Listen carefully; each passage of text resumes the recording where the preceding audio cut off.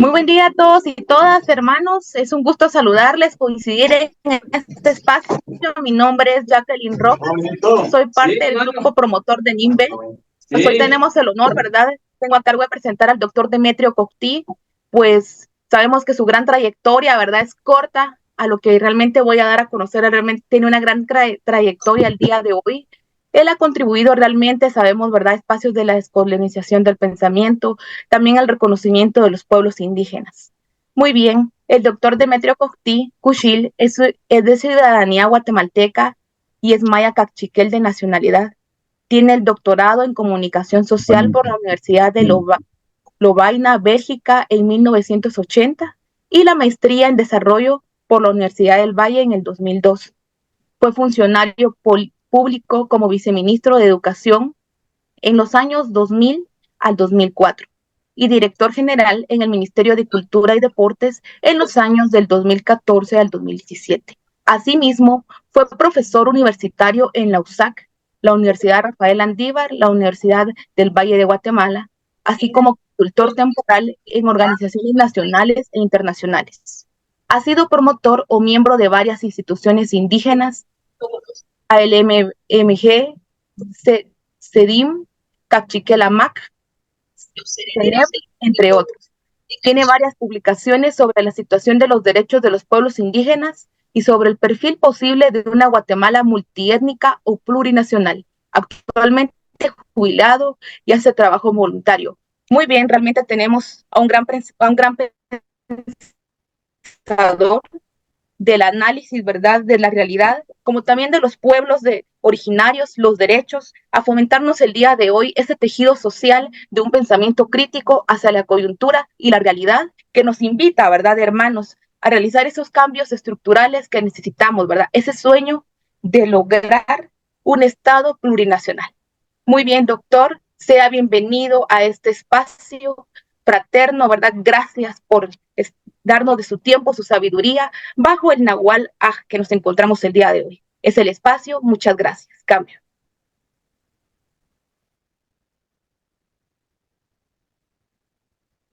Doctor, ¿se activa su micrófono, por favor? Ahí estamos. Muy bien, se oye bien, perdón. No se Perfecto. escucha. Se escucha muy bien. Se escucha. Bueno, muy bien. Buenos días a todos y gracias por la invitación. Rutsili Buchi Buenojes, Mateos Chiveshini Peyo, Richiri Hung Sigonikre, Nirai Bechin Kasinchke, Chefika, Cheja Raibush Paruiri, Estado Plurinacional Yosache. Bueno, muchas gracias y aquí estoy y para mí es una pretensión reducir 500 años en 45 minutos o en una hora. Sin embargo, vamos a hacer el esfuerzo, ¿verdad? Eh, Quizás una primera aclaración es de que yo también conocí a don Salvador Cruzal, lo visité y uno rápido encuentra lo que se llama estar en la misma onda. Y entonces eso fue lo que me gustó, solo lo saludé una vez allá en Petén, pero eso fue lo que yo recuerdo de él, ¿verdad? En segundo lugar, una aclaración.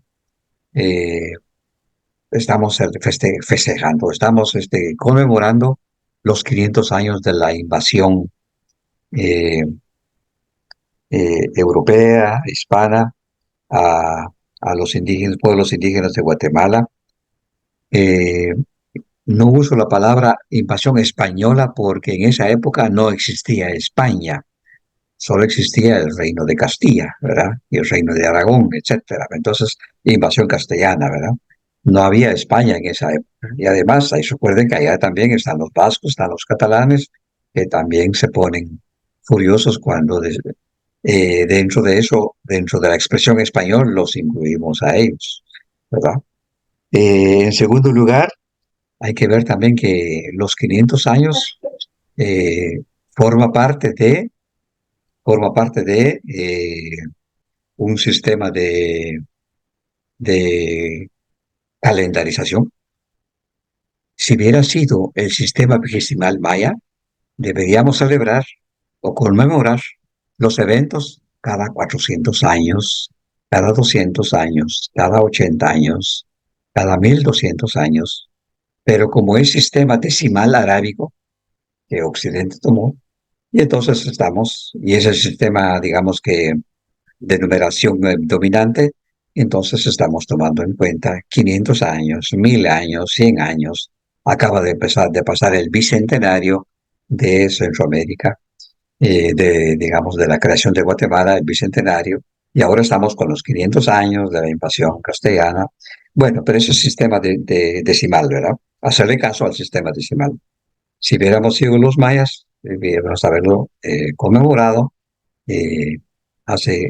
digamos, cuando se cumplieron 400 años o cuando se cumplan 800 años o 1200 años. Digo esto porque cuando uno lee el memorial de Sololá, allá aparecen cuando los indígenas pueden decidir, ellos imponen el sistema vigesimal. 40, 80, 400 guerreros, 40 esclavos, etcétera, etcétera. Así. En cambio, cuando son los españoles los que deciden, pues claro, ellos ponen 50, 100, etcétera, ¿verdad? Muy importante porque hay que ver eso desde el principio cuando uno lee la documentación relacionada con la invasión castellana. Otro tema que hay que mencionar rápido es que uno a veces encuentra los dos nombres que tenían las personas, nombre maya y nombre cristiano, ¿verdad? Y a veces en el memorial de Sololá aparecen los dos nombres. Se llamaba así de tal manera y de la forma propia se llamaba así, ¿verdad? Entonces, eso es muy importante porque creo que ya nos recordamos nuestra forma de nominación propia de los mayas después de esa cristianización que ya lleva 500 años. Bien, entonces voy a empezar con un pequeño resumen sobre cómo llegaron los españoles para acá, con qué vinieron, qué traían en sus cabezas, cuáles eran sus creencias, y luego vamos a entrar a la invasión castellana aquí en Guatemala, ¿verdad? Entonces, lo Pongo primero que la tenemos ponencia, pongo su PowerPoint, doctor. por favor, póngalo, sí, póngalo. Ahí Muy bien. vamos y me dice si se mira bien y lo voy a agrandar.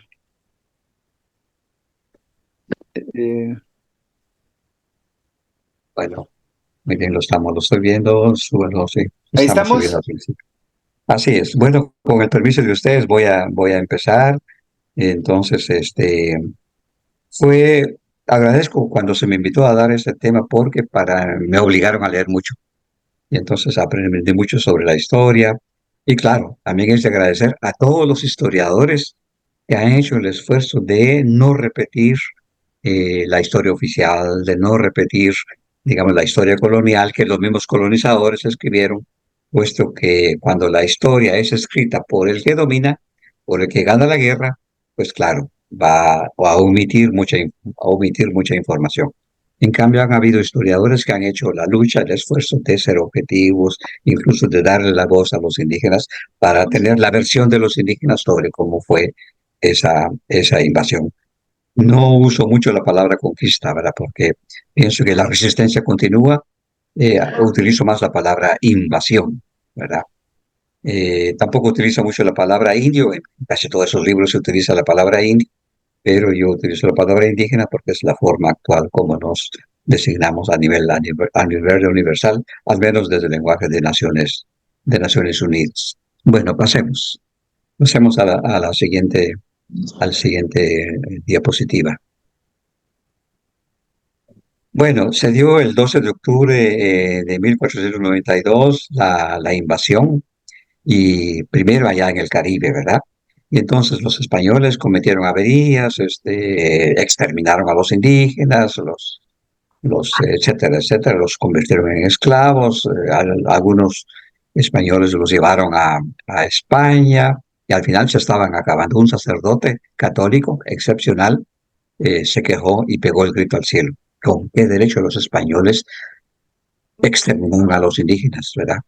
Y entonces hubo allá en España la reunión de religiosos y de juristas para justificar este descubrimiento y esta guerra y cómo evitar el maltrato a los indígenas, y por eso es que nació la doctrina de la guerra justa en 1512, 1513, la doctrina de la guerra justa, y sobre todo, y ahí se planteó la necesidad del requerimiento.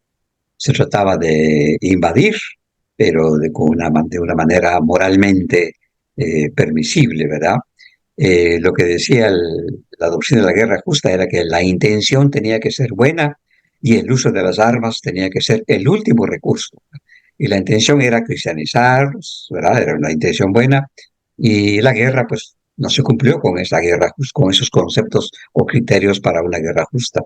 Y entonces, el requerimiento fue leído como una formalidad eh, para los pueblos indígenas de América, ¿verdad? Entonces, el requerimiento era la lectura que se hacía ante un pueblo indígena que iba a ser invadido. eh, Era la lectura que se hacía de esa obligación de aceptar el vasallaje ante el rey de España y de aceptar cristianizarse, ¿verdad? Claro, eso, según las circunstancias, vamos a ver las diferentes respuestas que dieron los pueblos indígenas. Luego, en 1519, ya llegan los españoles, salen del Caribe y ya llegan a México. Y empieza la invasión de México, ¿verdad?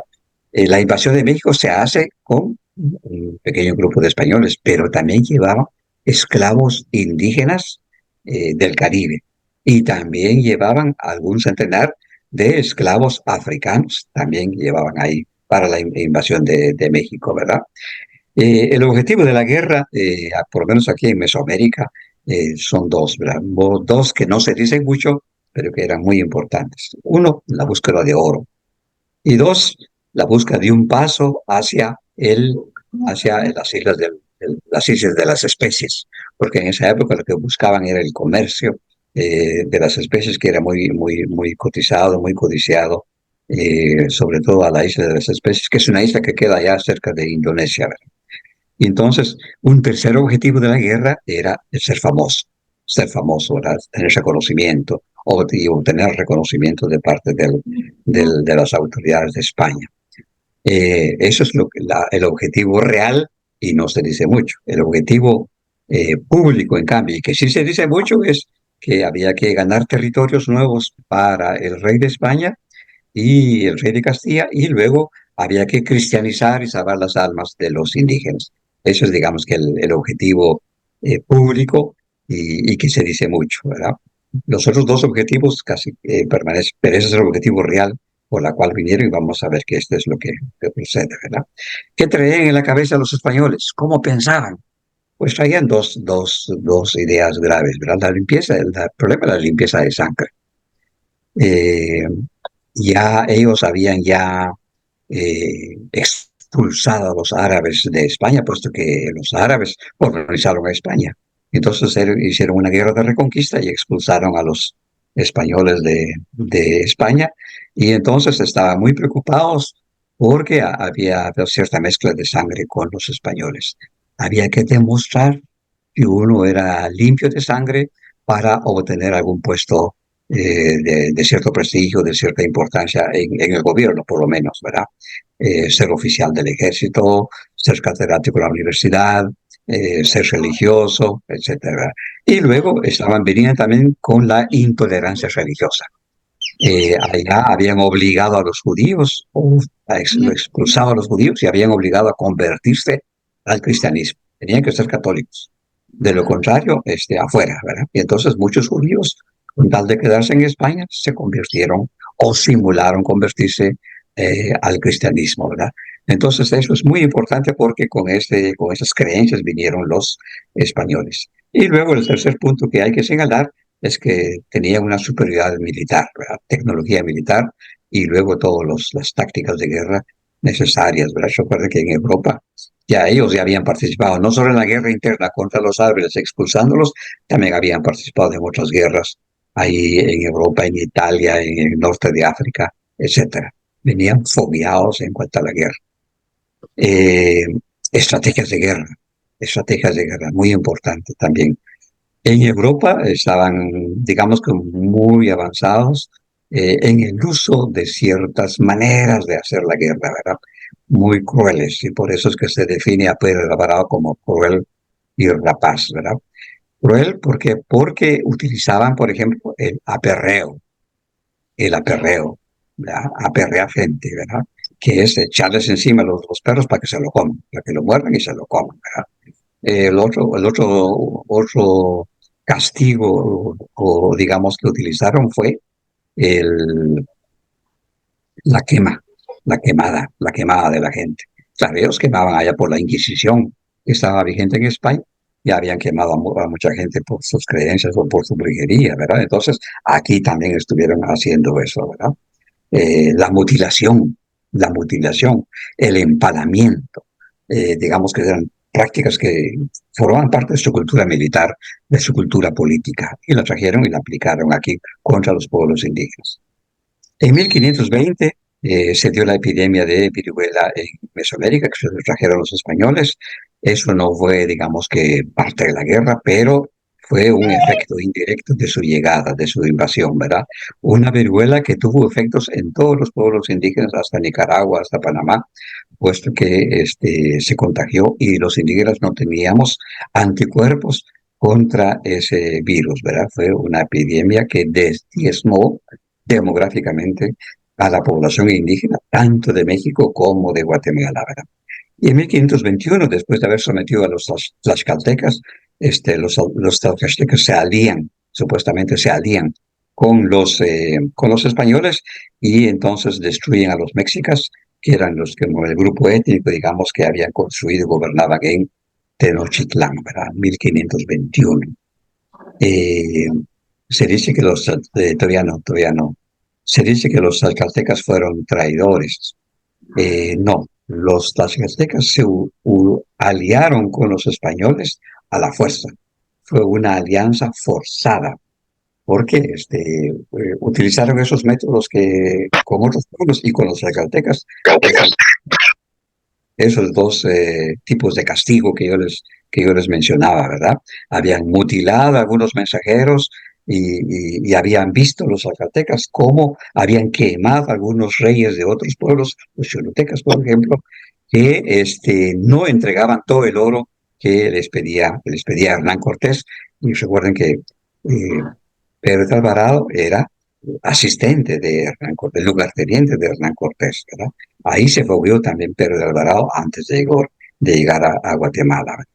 Entonces, los tlaxcaltecas sometieron a los mexicas a Tenochtitlán, que era como el pueblo dominante ahí en México, ¿verdad? Y Tlaxcala, más la alianza que tenía con otros reinos, con otros señoríos, también era el segundo pueblo que estaba en competencia y buscando destronar o desmoronar el reino o el poder de los mexicanos de Tenochtitlán.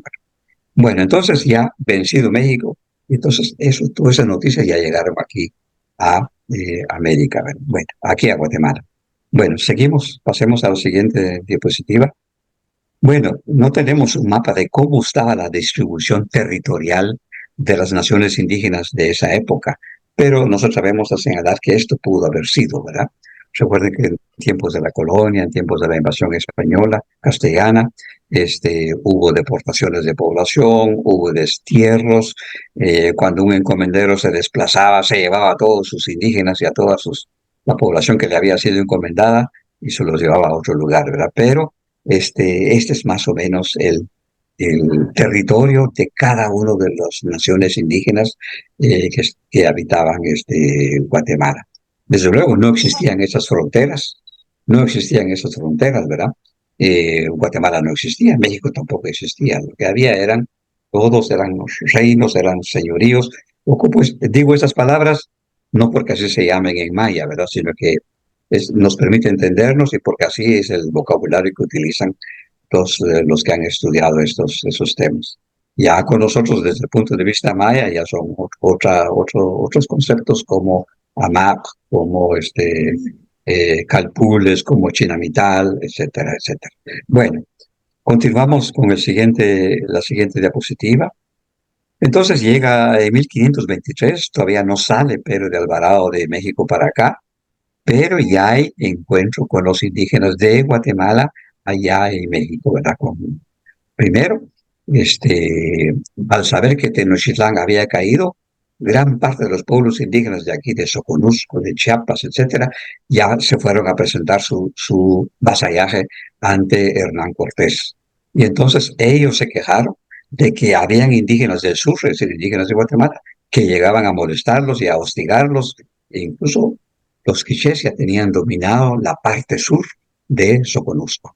Y entonces ya Hernán Cortés envió a Pedro de Alvarado a averiguar qué estaba pasando ahí en el sur. Y es ahí donde Alvarado se entera de que aquí también en Guatemala habían reinos, habían señoríos poderosos y ricos que también valía la pena conquistar, puesto que habían riquezas ahí que sería interesante conocer. Y entonces ahí es donde también los quichés y los caciques, ambos pueblos envían embajadas con deseos de interlocutar ya con esos nuevos vencedores en Tenochtitlán. Pero a los quichés no les fue permitido esta situación porque ellos eran los que estaban dañando, hostigando a los pueblos indígenas que ya estaban tributándole a Hernán Cortés. Entonces, en cambio, los achiqueles sí tuvieron más suerte y ahí entraron ya en pláticas y en alianza con los españoles. Y Pedro de Alvarado todavía no había salido para acá, para Guatemala, ¿verdad? Entonces, en diciembre, creo que es el 6 de diciembre de 1523, Alvarado entra a Guatemala con más o menos 6,000 conquistadores indígenas. 6,000 conquistadores indígenas. Puede ser más, puede ser menos. Es decir, y todos eran cholutecas, eran mixtecas, eran tenochcas, etcétera, etcétera, ¿verdad? 8 naciones indígenas, porque entre las estrategias de guerra que utilizaban los españoles era si te avasallas y si te conviertes, tu obligación es contribuir, no solo en tributos, contribuir con guerreros. Y entonces todos enviaron guerreros con Pedro de Alvarado, que se venía aquí con la expedición para venir a invadir Guatemala. Solamente venían 420 soldados hispanos, 4 cañones, habían decenas de africanos y muchos perros mastines. Recuerde que era perreo, ¿verdad? Con perros mastines, ¿verdad? Cañones y unas decenas de africanos, ¿verdad? Que venían ya sea como esclavos, ya sea como soldados, pues que había la posibilidad también de ser liberto en esa época, ¿verdad? Entonces, ya se imaginan ustedes, 420 soldados. Ese es el puñado de españoles que la historia oficial dice que solo ellos lograron hacer la invasión y la conquista, ¿verdad? Falso, porque venían 6,000 guerreros indígenas. Y los que hicieron la invasión fueron los guerreros indígenas. Seguimos, ¿verdad? En enero, ya en enero de junio de 1524, en 6 meses, los españoles, y con ese cuerpo de guerreros, ¿ya? Logran avasallar a los quichés primero. Con los achiqueles había una alianza, no una alianza en términos de igual a igual, sino que una alianza se puede decir una alianza vertical, en el sentido de que yo mando y tú obedeces. Y ni siquiera se puede hablar de alianza. Yo diría que con los achiqueles lo que hubo fue una cooptación forzada, ¿verdad? Porque ante el miedo, ante el terror que aplicaban los españoles, más las conveniencias de los caciques, eso fue lo que los obligó a, digamos, aceptar la cooptación forzada con los españoles. Luego caen los Utugiles, luego caen los Pipiles de Escuintepec, los Xincas de Taxisco, más otros pueblos, y llega hasta con los Nahuas de Cuscatlán. En 6 meses, Alvarado logra la derrota militar de todos estos pueblos. Quizás es bueno señalar lo siguiente, ¿verdad? Que con los quichés, el Pedro Alvarado quemó a los reyes quichés. Eso lo dice hasta la historia oficial.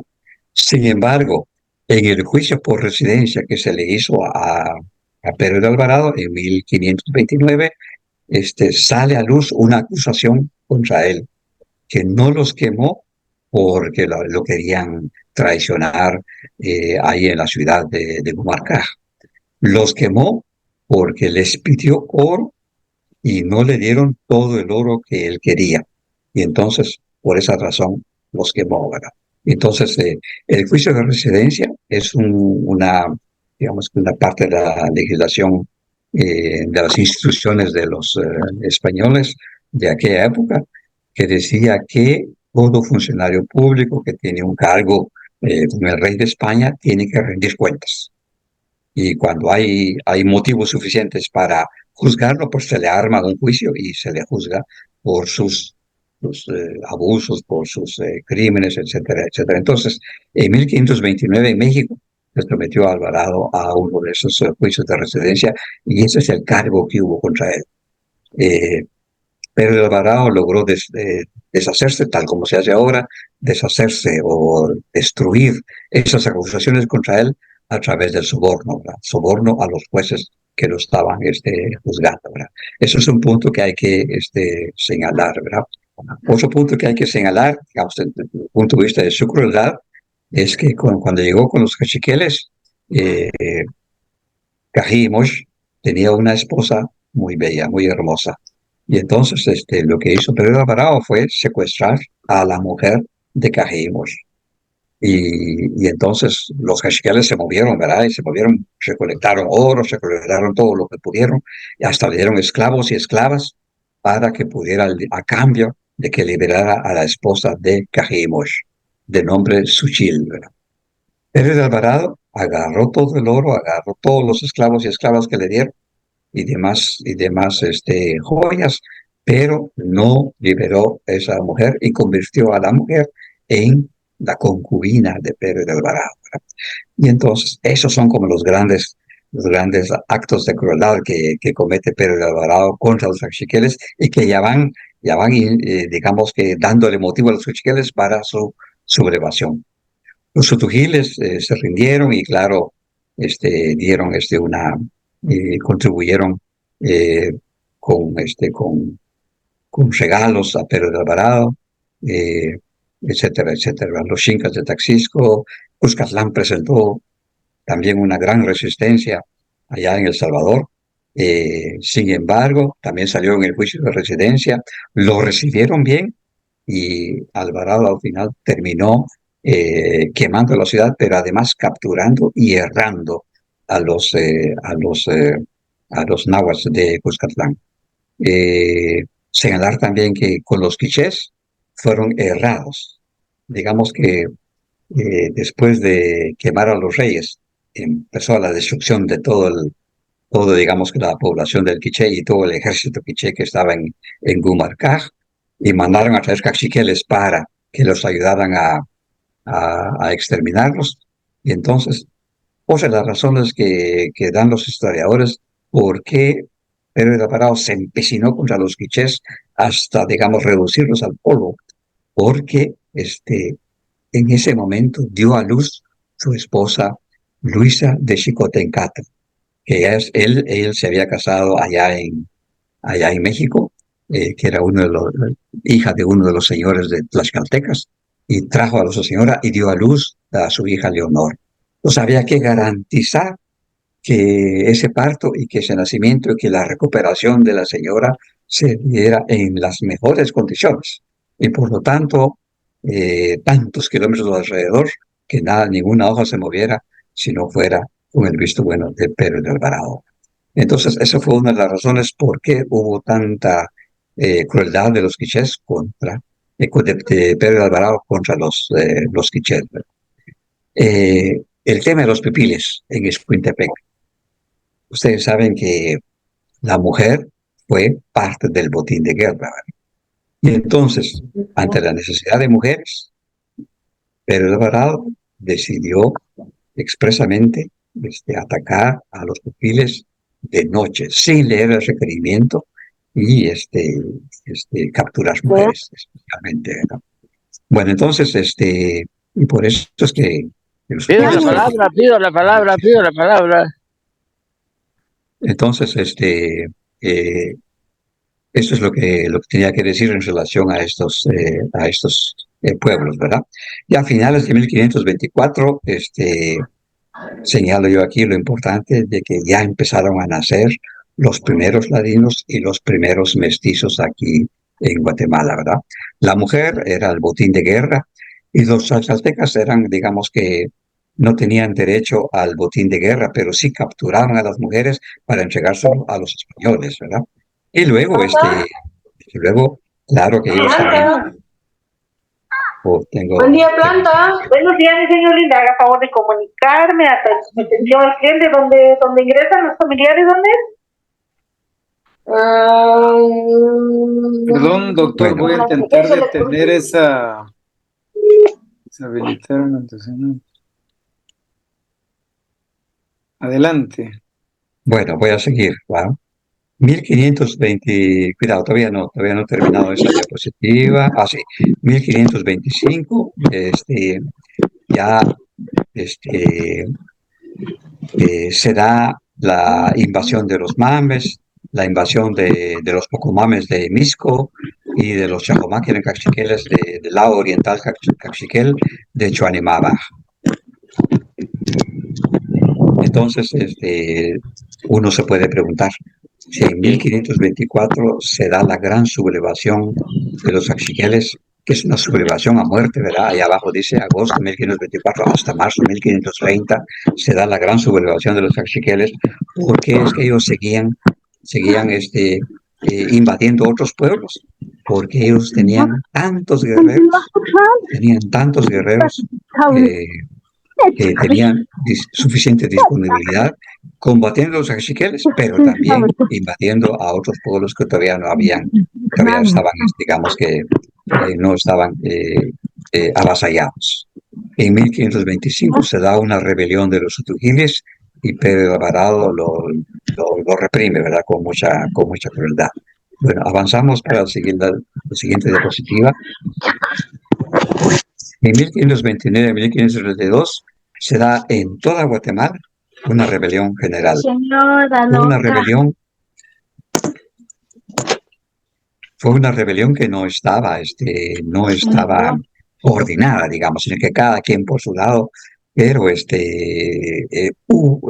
en gran peligro digamos que la invasión de Guatemala, porque ahí se pudo haber retrocedido en todo lo que se había avanzado de parte de los castellanos. Pero en marzo de 1529, Jorge de Alvarado viene de México, viene con 6,000 conquistadores indígenas de México.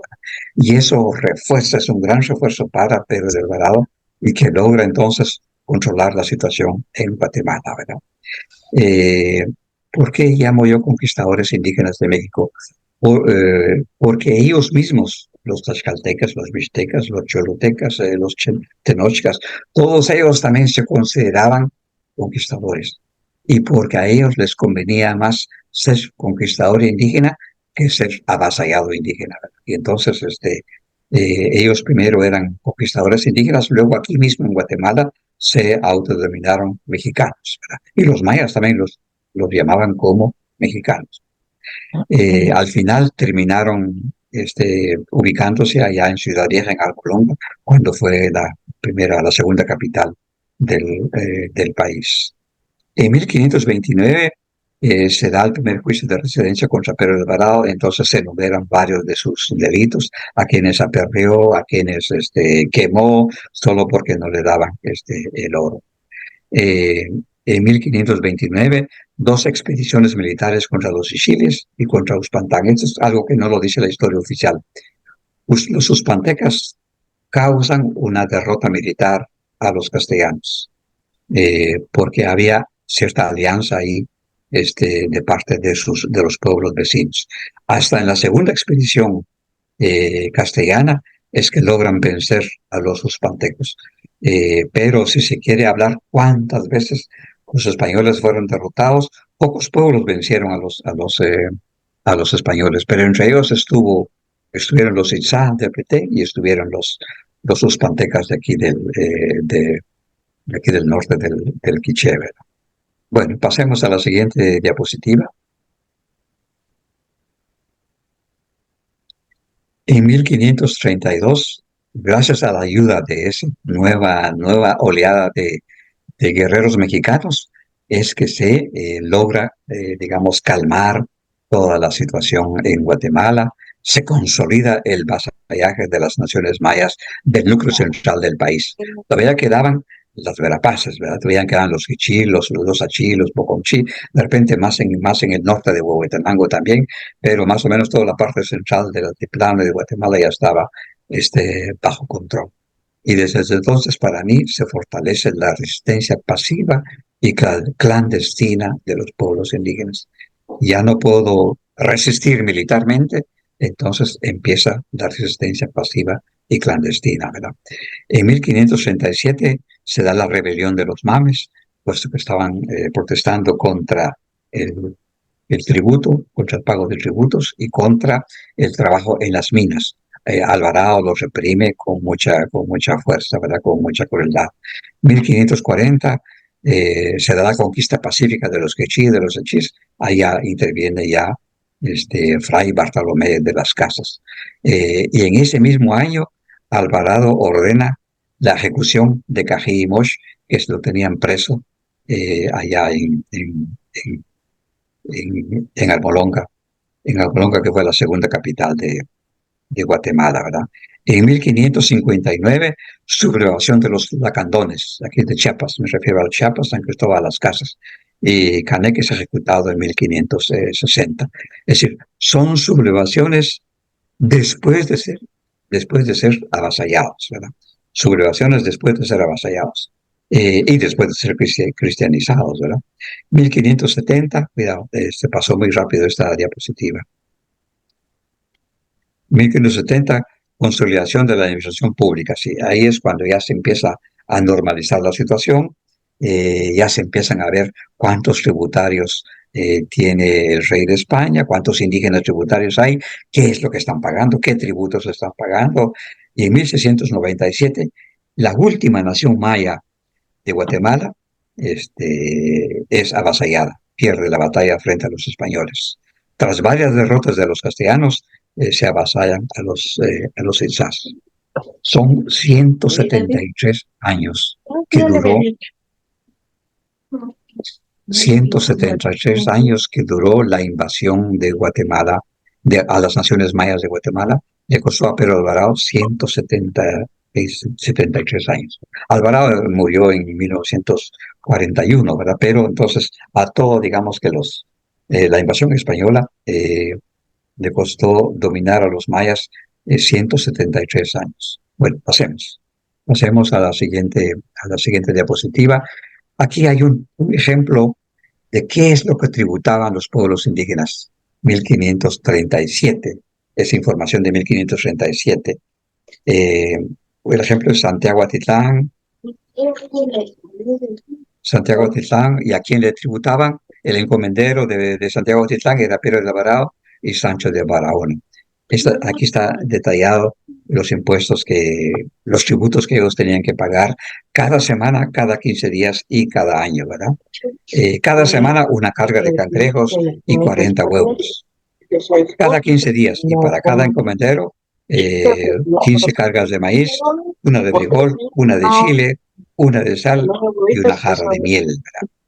15 gallinas, y la gallina tenía que ser de la raza de Castilla, ¿verdad? 40 mantas o manteles y 20 manteles de taparrabos. Esas mantas son elaboradas con el trabajo forzado de la mujer indígena, ¿verdad? 15 indígenas para servirle en Santiago de Almolonga, ¿verdad? Es decir, allá en Almolonga, tienen que enviar quincenalmente 15 indígenas para servir a los españoles allá en Almolonga. Y cada año, para cada encomendero, 60 esteras de caña y 60 calabazas. Los calabazas son como los huicoyes, ¿verdad? 100 pares de sandalias y 1000 chiquipilas de qué? Chiquipilas ya lo leo ahí porque de cacao. Tengo ahí alguien. Pero eran 500 para cada uno de los encomenderos, 1000 chiquipilas de cacao. Entonces, eso les da una idea a ustedes en qué consistía el pago de los tributos de cada pueblo de indios. Bueno, continuamos con el siguiente. Con respecto al vasallaje cultural y religioso, pues había que bautizarse a la fuerza y había que tomar un nombre cristiano. Había la obligación de destruir los templos y de cambiar las deidades o los dioses y de cumplir también trabajos forzados con la iglesia, ¿verdad? Mi juicio personal con respecto a la conducta de los religiosos, de los católicos que vinieron con los españoles, es de que la regla general es de que todos los sacerdotes franciscanos, predicadores y dominicos estuvieron a favor del vasallaje militar, vasallaje económico, vasallaje religioso, a favor del trabajo forzado e incluso de la esclavitud de los indígenas. La excepción fue los sacerdotes, pocos sacerdotes que defendieron a los indígenas de tanta crueldad y del genocidio, tal como ya conocemos Fray Bartolomé de las Casas. El obispo Francisco Marroquín, en mi opinión, no era un defensor de los indígenas, defensor pleno, defensor cabal, defensor completo de los pueblos indígenas, porque él era uno de los encargados de mantener, digamos, el hierro para marcar, para errar a los indígenas.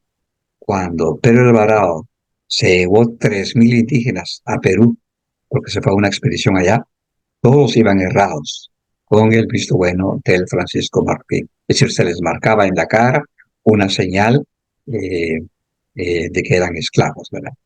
Bueno, pasemos a la siguiente diapositiva. Voy, doctor. Pasamos a la siguiente diapositiva. Bueno, entonces, ahora ya yo hice énfasis más que todo en la conquista porque acaba de pasar esa fecha de los 500 años y porque era el énfasis que me interesaba realizar. Ahora voy a desarrollar ya más ligeramente, más rápidamente todo el resto de la vida hasta llegar al momento actual, ¿verdad? De 1524 a 1821 son 300 años, ¿verdad? Que duró la colonia. Este es el tipo de organización que hubo, pueblos de indios y pueblos de españoles. Y cuando ya los mestizos de los ladinos eran bastantes, también se crearon pueblos de ladinos. Creo que Salcajá, Zaragoza, son como dos ejemplos de esos municipios que se crearon especialmente para alojar población ladina que estuvo marginada, que estuvo, como quien dice, muy olvidada durante todos los primeros años de la colonia española. Pueblos españoles, pues ellos se autogobernaban, pero eran mantenidos por los indígenas, ¿verdad? Y los pueblos de indios, los indígenas también se autogobernaban a nivel municipal, a nivel de cada pueblo de indio, pero también estas autoridades indígenas eran supervisadas y controladas por el gobernador español. Hubo tierras comunales y hubo cajas comunales, que son, no voy a desarrollar todo eso. Lo importante es el despojo de territorios y de tierras, ¿verdad?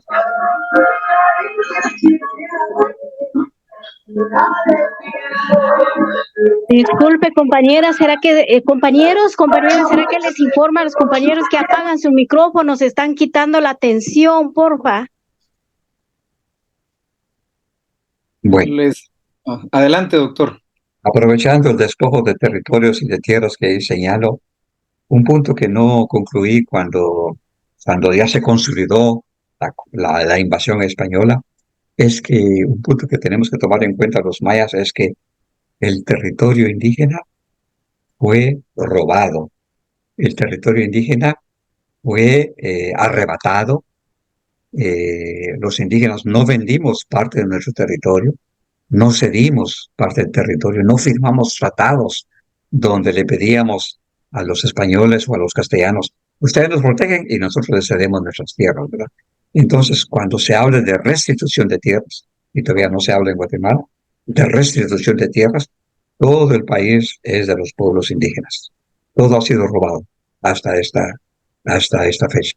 Porque cuando caía un pueblo, cuando era dominado, era vaciado militarmente un pueblo, entonces se perdió todo lo que era digamos que la propiedad, el territorio de esa nación maya, y se perdió también lo que era la propiedad de esos linajes que tenían la propiedad de la tierra.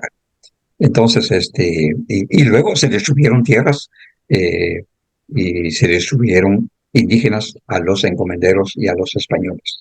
Bueno, pasemos, ¿verdad? Pasemos a la siguiente diapositiva.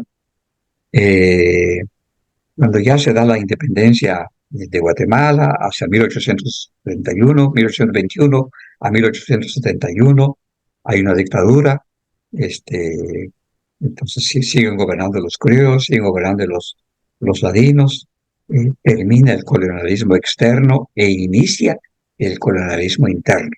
Ya no somos dominados por el rey de España, por la corona española, sino que ya empezamos a ser dominados por los criollos de Guatemala, ¿verdad? Entonces, por eso se llama colonialismo interno, cuando un pueblo dentro de un estado, un pueblo domina a otro pueblo, ¿verdad? Entonces tenemos que en 1810 y 1816, allá en España todavía se derogó un impuesto y luego se restituyó el mismo impuesto, y ese juego, digamos, de quitar y dar, fue lo que provocó en gran medida la sublevación de Atanasio Sur en 1820 allá en Chumianá. El 15 de septiembre de 1821 se da la independencia criolla de España, pero también se da la anexión México, ¿verdad? En 1823, la independencia de América Central de México, y luego en 1847 Rafael Carrera termina con la Federación Centroamericana y se crea la República de Guatemala. La República de Guatemala. En 1857, el concordato del Estado de Guatemala con la Santa Sede. Rafael Carrera era muy religioso, parece, y entonces firmó un acuerdo con la Santa Sede para que la Iglesia continuara siendo la religión oficial en el país, ¿verdad? Ya era religión oficial ya en tiempos de los españoles, pero se convirtió en religión, continuó, se reforzó siendo religión oficial en este periodo de 1857 hasta 1871. ¿verdad? Bueno, ¿qué hay que mencionar aquí? Que Rafael Carrera tuvo el apoyo de los indígenas. Yo creo que en su tiempo se generó el temor a los indios, el miedo a los indios, ¿verdad? Porque durante su tiempo hubieron dos tomas masivas. Primero, una sublevación de los indígenas y de ladinos pobres de Oriente que invadieron la ciudad capital y tomaron la ciudad capital. Y en segundo lugar, también con Rafael Carrera, con el apoyo de los indígenas, logró destruir el estado de los Altos. Entonces, esto es muy importante el caso de Rafael Carrera, porque ahí es cuando se da mucho apoyo de un gobierno con los pueblos indígenas y de pueblos indígenas a un gobierno, pero sobre todo para esos fines, ¿verdad? Bien, continuamos con la siguiente diapositiva. Dictadura y gobierno colonial criollo de 1871 y 1944. Se da la Revolución Liberal, que tiene ese mal nombre. Cuando los mayas escribamos la historia, no se va a quedar con ese nombre, porque eso es bueno para los criollos, ¿verdad? Pero para los indígenas deberíamos llamarlo Revolución Esclavista, puesto que lo que hizo Justo Rufino Barrios fue esclavizar más aún a los indígenas. Ya pagaban tributos, ¿verdad? Ya pagaban tributos sometidos a la tributación, ¿verdad? Y a los trabajos forzados. Pero lo vuelve mucho más grave, mucho más cruel, ¿verdad? Quizás inspirándose ellos y toda su gente de que allá en Estados Unidos estaban también en una guerra civil y estaban también los estados del sur de Estados Unidos luchando para mantener la esclavitud de los africanos, para mantener sus fincas de algodón, ¿verdad?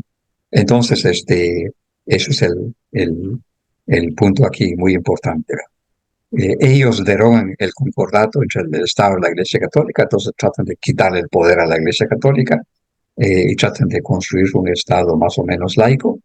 En 1878 surgen, ese es un dato importante, surgen los principales grupos empresariales actuales y que dominan el país. Ahí señalo los apellidos: los Herrera, los Ibargüen, los Castillo, los Novela, los Pons, los Torreviarte, los Gutiérrez, y ya no miro el otro apellido, ¿verdad? Entonces, de ahí surgen los principales Botrán. empresarios que hoy dominan al país, ¿verdad? Solo hay dos apellidos, dos familias que vienen ya del tiempo de los criollos, del tiempo de la colonia española: los Herrera y los Castillo. Pero el resto son inmigrantes que llegaron en esa época y lograron hacer buenos negocios con el Estado y por lo tanto crecieron como empresarios. Vean este ejemplo: Manuel María Herrera, creó del ingenio Pantaleón, elaboró y firmó el reglamento de jornaleros, el decreto 177, cuando él fue ministro de Fomento de Justo Rufino Barrios. El reglamento de jornaleros era que los indígenas tenían que presentar trabajos forzados a las fincas de la costa sur casi sin paga. A los indígenas, para obligarlos a ir hacia el sur, les quitaron los terrenos comunales y privatizaron las tierras comunales para que los ladinos tuvieran algún acceso. Entonces, y algunos criollos también se apoderaron de los terrenos de los pueblos indígenas. Entonces, algunos historiadores le llaman como el segundo holocausto de los pueblos indígenas, puesto que se destruyó, se desmanteló, hubo un desastre demográfico para los pueblos indígenas como consecuencia de esa nueva esclavitud que recibieron. El primer holocausto fue la conquista española, la invasión española, y ahora está este segundo holocausto que lo provocaron los liberales de 1871, ¿verdad? En 1879 ellos mismos, ese mismo gobierno, empieza a instalar el gobierno ladino en los pueblos indígenas. Recuerden que los indígenas tenían cierta autogestión, autogobierno, limitado o parcial, pero ahora lo pierden todo, ¿verdad? Porque ahora son los ladinos los que van y empiezan a gobernar dentro de cada uno de los municipios indígenas, ¿verdad? Empieza el desmantelamiento progresivo de las alcaldías indígenas ancestrales. Y luego en toda la política del gobierno es que los indígenas se encuentran apartados, se encuentran segregados, aunque el discurso es siempre asimilista, ¿verdad? Que sean buenos guatemaltecos, que se cristianicen, que aprenden el castellano, ¿verdad? En todo este periodo hay concursos, siempre hay concursos de parte del gobierno para pedir ideas. ¿Cómo hacemos para civilizar a los indígenas? ¿Cómo hacemos para destruir los idiomas indígenas?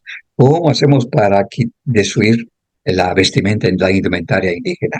¿Verdad? Entonces, y también hubieron algunas escuelas técnicas de artes y oficios, pero la obligación de los indígenas que iban ahí era aprender oficios y luego ladinizarse, convertirse en ladinos, ¿verdad? Y no se extrañen porque es que en el mundo ladino algunos apellidos son indígenas. Yo he conocido ladinos con apellido Quemé, con apellido Yucuté, ¿verdad? Pero que no tienen nada de indígenas, pero son ladinos, ¿verdad? Bueno, continuemos. Bueno, democracia con colonialismo interno, creo que de 1944 a 1954. Fue la revolución del 44. Se inició la democracia liberal en Guatemala. Un gran punto positivo es que se eliminaron los trabajos forzados por pueblos indígenas. Fueron 420 años de trabajos forzados. Por eso es que en mi opinión personal es que nosotros los indígenas creamos la riqueza de este país y creamos la riqueza de los empresarios que dominan este país. Son 420 años de trabajos forzados. Reconocimiento del estatus de ciudadanía a los indígenas. Un punto positivo también es que nos dieron la ciudadanía. En el anterior periodo no éramos ciudadanos, éramos malos guatemaltecos, éramos los culpables del subdesarrollo. Y luego, un punto positivo también es que lucharon por hacer la reforma agraria con Jacobo Arbenz Guzmán, ¿verdad? Y se aprobó el funcionamiento de sindicatos y de las ligas campesinas. No sé si se recuerdan ustedes, pero en esos tiempos funcionó lo que se llama la Unión Campesina, ¿verdad? Y que empezó a organizar al campesinado indígena, ¿verdad? Pero también ese mismo periodo tuvo malos pasos, digamos. En 1944 se dio la masacre de los Cachiqueles en Pasicía, porque cuesta salir de un periodo para otro, ¿verdad? Cuesta dejar las viejas prácticas. Y entonces los militares que tenían ellos, que venían ya formados en el pensamiento y en las prácticas de los dictadores del periodo pasado, realizaron la masacre de los caciques en Pasicilla, ¿verdad? Continúa el desmantelamiento de las alcaldías indígenas ancestrales. Por eso es que cuando escuchamos y vemos a 48 cantones, vemos a Sololá y vemos a las otras alcaldías indígenas, ellos son sobrevivientes de una ola de ataques que han recibido desde el Estado, desde los gobiernos, que empezó en 1871, ¿verdad? Y luego tenemos la aprobación del Instituto Indigenista Nacional con su enfoque asimilista para resolver el problema indígena. En 1948 creo que se aprobó este instituto. Al indígena hay que ayudarlo a morir, hay que ayudarle a que se muera, y para eso hay que ayudarle a que se convierta en ladino, ¿verdad? Entonces ahí viene lo que se llama la famosa teoría de la ladinización de los indígenas, ¿verdad? El indígena tradicional se convierte en indígena modificado, después de indígena modificado se convierte en indígena ladinizado, y después deja de ser indígena ladinizado y pasa a ser ladino completo, ladino graduado. Esos son un poco los pasos de la ladinización que siempre lo empujó el sistema educativo, el ejército también que empujó ese concepto, ¿verdad?, de cómo convertir a los indígenas en buenos guatemaltecos, convirtiéndolos en ladinos, ¿verdad? Bien, vamos a la siguiente etapa, ¿verdad? Democracia militarizada con colonialismo criollo ladino de 1954 a 1996. No voy a mencionar todos los digamos que están, los eventos que están ahí registrados, pero traté de incluir todo aquello que afectaba a los indígenas, ¿verdad? Un punto negro en la historia del país es que en 1954, cuando se da la contrarrevolución, se masacra a todos los campesinos y a todos los dirigentes indígenas que apoyaron la reforma agraria. Los historiadores todavía no han escrito sobre esas masacres. Se acabó con toda la dirigencia campesina, la dirigencia indígena que había apoyado la reforma agraria. Eso no se ha abordado en el país. Es un vacío de conocimiento, ¿verdad? En 1959 se da la declaración del Día Nacional del Indio por Idígoras Fuentes. Sirve de mucho eso. ¿Qué Día Nacional? ¿Qué monumentos a Tecumumán? Elección de reinas indígenas. Pero toda esa onda empieza desde 1959 con Idígoras Fuentes. En 1960, surge la guerra interna. Ustedes saben que terminó en 1985 con la nueva constitución política de la República y luego con la firma de la paz. 1971, Carlos Arón Osorio coloca una placa en la estatua de Atanasio Zul. ¿Sirve de algo eso? En 1985, 1985,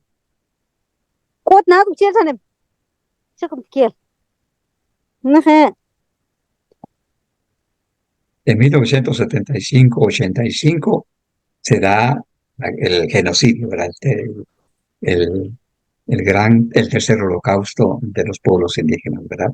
14 de las 22 naciones indígenas son afectadas. Ya todos conocemos ese caso, fue reciente. Hasta ahora solo se han hecho justicia con los Ixiles y con el Estor, con los Quechís, con los Poconchís, ¿verdad? Pero también, digamos que en esa época, recuerden que el Ejército Nacional declaró al pueblo maya, lo declaró enemigo interno, ¿verdad? Y ante el temor de que los indígenas se sublevaran, entonces practicaron lo que es la tierra arrasada, prácticamente lo mismo que algunas prácticas que practicó Pedro de Alvarado allá al inicio de la invasión castellana, ¿verdad? En 1982-83 el golpe de Estado de Efraín Ríos Montt, luego viene el golpe de Estado de Mejía Vítores y se da la Asamblea Nacional Constituyente de 1984 y Mauricio Quistán es el único diputado indígena que por lo menos se identificó como indígena allá en el Congreso. Habían otros diputados indígenas, pero no se identificaron como indígenas y no movieron ni un dedo a favor de los pueblos indígenas. En 1985 entra en vigencia la Constitución política y entran también los primeros diputados indígenas allá en el Congreso.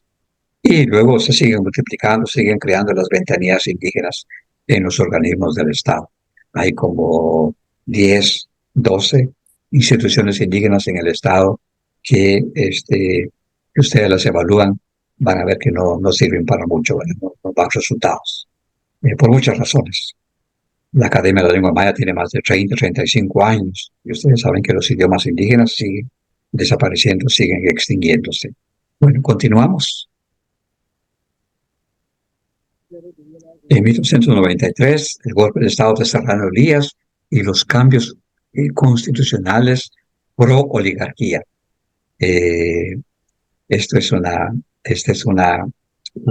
Serrano Elías da el golpe de Estado y se aprovecha para hacer un cambio en la constitución política, ¿verdad? Y claro, se evitan fondos para el organismo judicial, pero se hace que los bancos del sistema sean los que den los préstamos de dinero que necesita el gobierno. Y desde ahí, por eso es que ahora se habla de que los bancos de Guatemala son los que se enriquecen, digamos que del Estado. Le quitaron poder al Banco de Guatemala y pasaron, digamos que a ganar fácil los bancos privados. En 1996 se firma la paz y entra en vigencia el convenio 169. Firma de acuerdo indígena que no se cumple, vigencia del convenio 169 que no se cumple tampoco, ¿verdad? 1999 fracasa la consulta popular para la reforma de la Constitución política. En esa reforma se iba a cumplir con lo que prescribía los acuerdos de paz, que había que declarar a la nación multiétnica, multinacional o plurinacional, y había que reconocer los idiomas indígenas como lenguas oficiales, etcétera. Pero todo eso, el voto dijo que no. No voy a entrar también a discutir cuáles son las razones. Ley de idiomas nacionales, incumplimiento que no cumple el Estado. Declaración Universal de los Derechos de los Pueblos Indígenas en el 2007, que tampoco lo utiliza el Estado como una guía. Es una declaración, por lo tanto, no es obligatorio su cumplimiento, pero ya es bueno utilizarlo como una guía, como una orientación. 2021, bicentenario de la independencia criolla. Yamatei devuelve una silla de Atanasio Sul a los 48 cantones. Y luego se da la mínima y accidental participación indígena en los organismos del Estado, ¿verdad? Ya hay propuestas, ya más en estos tiempos, propuestas de estructura de Estado plurinacional. Todos sabemos que hay una propuesta de Codeca, una propuesta de Convergencia Guapiquier y otra propuesta de CPO, etcétera. Pero también hay otras propuestas individuales o grupales que vienen de otros lugares para convertir a Guatemala en un Estado plurinacional. Lo nuevo en este concepto es de que hay que darle, digamos que, vigencia a lo que son las diferentes naciones de base cultural que no cohabitamos, pero que existimos en Guatemala. Se utiliza mucho la palabra cohabitar, coexistir, pero no estamos coexistiendo, no estamos cohabitando. Lo que hay es que hay una dominación del pueblo criollo ladino sobre los indígenas y todo lo que son signos, símbolos y digamos condiciones de vida propias de los pueblos indígenas se está exterminando, están terminando con eso, ¿verdad? Entonces no se puede decir que estamos coexistiendo o que estamos cohabitando. Lo que hay es el tiburón se está comiendo al pescado, ¿verdad? Inicio de organización para naciones indígenas y por pueblos indígenas. También ya hay pueblos y organizaciones sobre bases culturales sobre bases lingüísticas, que se habla del Parlamento Xinca, se habla del gobierno plurinacional, y eso son pasos positivos que hay que seguir dando, ¿verdad? Y 2023, paro nacional indefinido, dirigido por los 48 cantones, liderado por Sololá y por 48 cantones, que fue un buen punto de quiebre, porque por primera vez los indígenas participan con una organización indígena, participan para un tema político estatal, ¿verdad? Es decir, los indígenas ahí no reclamaron derechos para los indígenas, sino que reclamaron derechos para todos los guatemaltecos. Y creo que eso les hizo ganar puntos dentro del mundo ladino, ¿verdad? Y 2024, que será el aniversario de los 500 años de la invasión castellana a pueblos indígenas, según el sistema decimal occidental. Bueno, continuamos. Yo creo que lo que yo he visto con las tres propuestas de dados por Codeca, por Convergencia Guajiquier y por CPO, es que son muy ricas, aportan mucho en el tema local y en el tema regional, pero son débiles en el tema central, en el tema nacional, ¿verdad? Y entonces, entonces por eso es que yo, esa es la penúltima diapositiva, trato de señalar que hay que tomar en cuenta los tres niveles de gobierno. Para evaluar esas propuestas hay que considerar los tres niveles de gobierno, ¿verdad? El nivel de gobierno central, que son como los tres organismos del Estado, es el nivel común de todas las naciones del Estado. Y ese nivel común indica que todos tienen que tener participación, representación en ese nivel. Y ustedes saben que no tenemos presencia indígena adecuada en el Congreso, en el organismo judicial, ni en el Ejecutivo, ¿verdad? Entonces, ese es un punto que no está dicho, no está claro, no está abordado, ¿verdad? Hay un criterio universal que se usa, que es el criterio de la densidad demográfica. Las naciones participan en función de su densidad demográfica. Por lo menos así se conforman. Si ustedes miran Canadá, miran Suiza, que son estados plurinacionales, se dan cuenta que son los criterios que se utilizan para organizarse y para organizar su convivencia dentro de un solo estado, ¿verdad? El nivel intermedio de gobierno que es digamos que el nivel de los departamentos aquí, pero que eso había que cambiarlo, porque hay que ver que los 22 departamentos son parte del orden colonial, del orden estatal, que utiliza ese procedimiento, esas divisiones para controlar a la población, ¿verdad? Por eso me extrañó, cuando yo miré la presentación de NIMBE, me extrañó que estuviesen organizados por los 22 departamentos. Eso es un ordenamiento colonial, ¿verdad? Hay que organizarse por naciones indígenas y por pueblos, por naciones indígenas y por pueblos, ¿verdad? Entonces, en el nivel intermedio, ahí está el nivel de las autonomías de los pueblos indígenas, las autonomías de las naciones. Que los quichés tengan su territorio y se autogobiernen, que los caciqueles tengan su territorio y se autogobiernen, etcétera, etcétera. Cada pueblo debe autogobernarse según en las áreas, en las competencias que la Constitución Política Plurinacional decidirá, ¿verdad? Y el nivel local o municipal, que son como los municipios actuales, que tienen que actuar en función no solo de la comunidad cultural dominante de cada municipio, sino que también en función de su pertenencia a cada nación maya. Por ejemplo, yo digo Tecpan. Tecpan es 92% caxiquel y es parte de la nación caxiquel. Por lo tanto, tiene que comportarse según esos criterios. No hemos avanzado. La verdad es que hay que avanzar, hay que estudiar. Por ejemplo, en el territorio caxiquel tienen que dominar quién llega, quién no llega. El que llega de turista y el que llega solo por unos días, no pasa nada, es un turista, es un bienvenido. Pero el que llega al territorio caxiquel a vivir, a residir y a quedarse por tantos años, ese inmigrante, que sea de un otro pueblo indígena o que sea ladino o criollo, tiene que aprender el idioma y la cultura de ese territorio, de ese pueblo. De lo contrario, se contribuye a su muerte. No hemos avanzado. Por ejemplo, el territorio cachiquel, el gobierno cachiquel, tiene que velar por la inmigración en su territorio.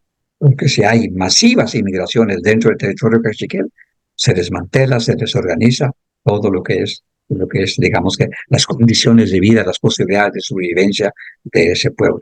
Entonces, lo que tenemos que ver es las condiciones de sobrevivencia de cada uno de los pueblos desde el punto de vista espiritual y desde el punto de vista material. Bueno, continuemos con la siguiente diapositiva. Esta es la última diapositiva, más de todo una constante que yo quería señalar. El colonialismo interno sigue vigente y ahora tenemos otro mal y otro bien que se nos vino, que es encima, que es la globalización, ¿verdad? La globalización tiene cosas buenas, la globalización tiene cosas malas, pero una de las cosas malas que tiene es que nos agringa mucho más, ¿verdad? Empuja por el agringamiento, ¿verdad? La cultura norteamericana y la cultura europea cada vez más se está imponiendo a través sobre todo a través del comercio, todo a través del sistema económico, ¿verdad? Los territorios mayas avasallados no tienen reconocimiento. Yo no conozco territorio cachiquel, el Estado no reconoce territorio cachiquel, los distritos electorales no reconocen territorio cachiquel, distrito electoral cachiquel, y por lo tanto no hay elección de diputados cachiqueles, ¿verdad? Entonces, por ahí hay que empezar los cambios, ¿verdad? Despojo continuado de tierras. Ahí está CPO, que dice que desde 1996 se dio la invasión de las mineras, de las hidroeléctricas. Se firma el convenio 169, pero también se firma la privatización de ciertos servicios públicos, pero también se firma la llegada de las exploraciones de las mineras, de las hidroeléctricas en el país, ¿verdad? El autogobierno local indígena existe, pero en pocos municipios, ¿verdad? Solo tenemos Tolulá, 48 cantones, 4 o 5 municipios más, y en algunos ya no tienen la fuerza que deberían tener, ¿verdad? La espiritualidad o religiosidad indígena todavía sigue semi-perseguida. De facto, el cristianismo sigue siendo la religión dominante, de facto, y sobre todo en el Estado, que debería ser laica, pero no se comporta laicamente. El sistema calendárico y matemático maya sigue ignorado, ¿verdad? Sigue ignorado el sistema calendárico. El Estado no lo usa, la matemática maya no lo usa. Indumentaria e idiomas indígenas en acelerada extinción, ya les decía. Hay una creciente opinión que la Academia de Lenguas Mayas es responsable de la exterminación de los idiomas indígenas, puesto que no hace nada, ¿verdad? Esclavitud o trabajo forzado ya no existe desde 1944. Ojalá, ¿verdad?, que ya no exista esa esclavitud o trabajos forzados. El crecimiento demográfico de los llamados mestizos sigue creciendo y hay una disminución del número de indígenas en el país. Hay como etnocidio lingüístico, pero hay también etnocidio estadístico. Y entonces todo es campo de lucha, ¿verdad? Entonces las estadísticas también son un campo de lucha, ¿verdad? El racismo basado en el anterior sistema de castas contra la piel oscura sigue vigente, ¿verdad? Tal vez ya no tiene la fuerza que tenía antes, pero sigue vigente. La discriminación contra los que tienen la piel oscura y la piel morena, y la corrupción en la vida política y con sus ilegalidades continúa también, y que lo empezó Pedro de Alvarado. Pedro de Alvarado fue corrupto, no respetó las leyes, rapaz, ¿verdad? Brutal, cruel, pero ese es el punto de partida que tuvo este espacio que ahora se llama Guatemala. Bueno, pasamos a la última,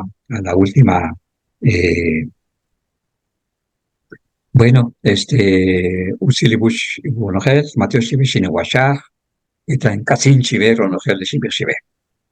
Gracias a todos y gracias por su atención, y ojalá les haya dado una apretada visión de lo que han sido estos 500 años, que, como dijo al principio, es una pretensión, es una ambición lograr hacerlo.